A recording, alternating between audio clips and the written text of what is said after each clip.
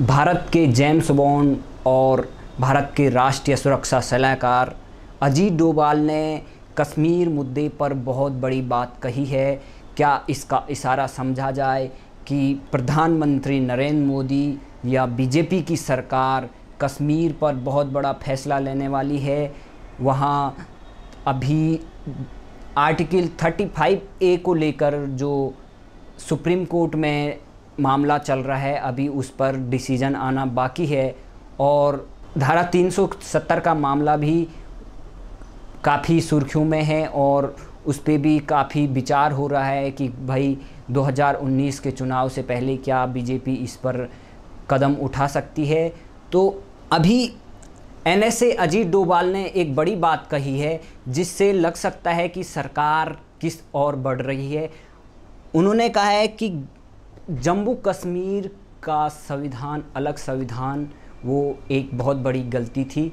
तो आप समझ सकते हैं कि इसका मतलब क्या है कि एक भारत के राष्ट्रीय सुरक्षा सलाहकार अजीत डोभाल तब कह रहे हैं जब आर्टिकल 35A का मामला सुप्रीम कोर्ट में है और 370 पर भी काफ़ी विरोध होता है देश में कि भाई क्यों एक देश, एक संविधान, एक कानून क्यों नहीं, जम्मू कश्मीर के लिए अलग क्यों है। राष्ट्रीय सुरक्षा सलाहकार अजीत डोभाल ने मंगलवार को कहा कि जम्मू कश्मीर के लिए अलग संविधान होना संभवतः एक गलती थी। उन्होंने इस बात पर भी जोर दिया संप्रभुता से कभी समझौता नहीं किया जा सकता है। अजीत डोभाल की यह टिप्पणी कश्मीर पर उस समय आई है जब सुप्रीम कोर्ट संविधान के अनुच्छेद आर्टिकल 35A संवैधानिक वैधता को चुनौती देने वाली याचिका पर सुनवाई कर रहा है। तो आप लगा सकते हैं कि राष्ट्रीय सुरक्षा सलाहकार उस समय ऐसी टिप्पणी कर रहे हैं जब ये मामला सुप्रीम कोर्ट में है और सरकार की मंशा और उस पर भी ये एक इशारा करता है कि सरकार क्या चाहती है। तो क्या समझा जाए कि आर्टिकल 35A या धारा 370 को समाप्त करने का समय आ गया है या सरकार उसके लिए तैयार हो गई है, क्योंकि कश्मीर में वहाँ के लोकल बॉडी के चुनाव होने वाले हैं। उसी पर उमर अब्दुल्ला NC के जो पूर्व मुख्यमंत्री भी हैं और वो बोल रहे हैं कि भाई बीजेपी को अपना स्टैंड क्लियर करना पड़ेगा चुनाव से पहले। तो यहाँ पे अजीत डोभाल जी इतना बड़ी बात कह रहे हैं। तो आपको बता दें कि आर्टिकल 35A क्या है। आर्टिकल 35A के तहत जम्मू कश्मीर के स्थायी निवासियों को खास तरह के अधिकार और विशेष अधिकार दिए गए हैं।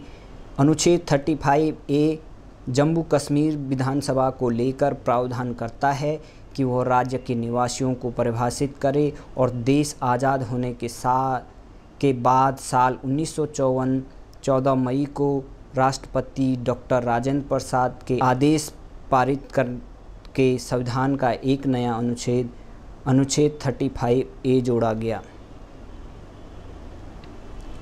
आप जानते ही हैं कि सरदार वल्लभ भाई पटेल ने कितनी सारी रियासतों को एक किया, लेकिन तत्कालीन प्रधानमंत्री जवाहरलाल नेहरू के कारण जो धारा 370 बनी और जिस तरीके से ये आर्टिकल 35A बना, वो आज भी भारत के लिए बहुत ही चुनौतीपूर्ण है।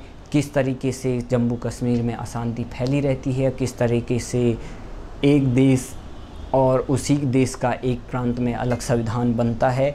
तो यहाँ पर अजीत डोभाल की जो टिप्पणी है उससे क्या समझा जाए कि आने वाले समय में धारा 370 और आर्टिकल 35A को सरकार को रद्द करना चाहिए और एक कानून और एक संविधान पर चलना चाहिए, क्योंकि ये मुद्दा बीजेपी का जो चुनावी मुद्दा भी रहा है और काफ़ी सालों से बीजेपी हो या RSS हो या हर कोई भारत के लगभग मोस्टली जनता यही चाहती है कि धारा 370 और इस पर फैसला होना चाहिए।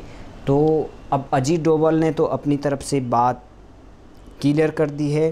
तो इसका मतलब है अजीत डोभाल ने जो बात सामने रखी है धारा 370 को हटाने के लिए तो सरकार को इस पर कदम ज़रूर उठाना चाहिए और ये देश के लिए भी महत्वपूर्ण है और जनता भी यही चाहती है कि धारा 370 जितनी जल्दी हो उतनी जल्दी समाप्त किया जाए और अजीत डोभाल जो भारत के जेम्स बॉन्ड और बहुत ही प्रसिद्ध और लोगों में लोकप्रिय हमारे देश के राष्ट्रीय सुरक्षा सलाहकार अगर ये बात कहते हैं तो सही में उस पे अमल होना चाहिए और देखते हैं उस पे आगे क्या होता है, ये तो सरकार को तय करना है। लेकिन जिस तरीके से भारत में इस तरीके 2 संविधान, 2 अलग कानून और जम्मू कश्मीर अलग देश जैसा बना देता है जो, तो इस पर सवाल उठना लाजमी है। तो क्या सरकार इस पे कदम उठाती है या नहीं उठाती है, ये तो सरकार का विषय है।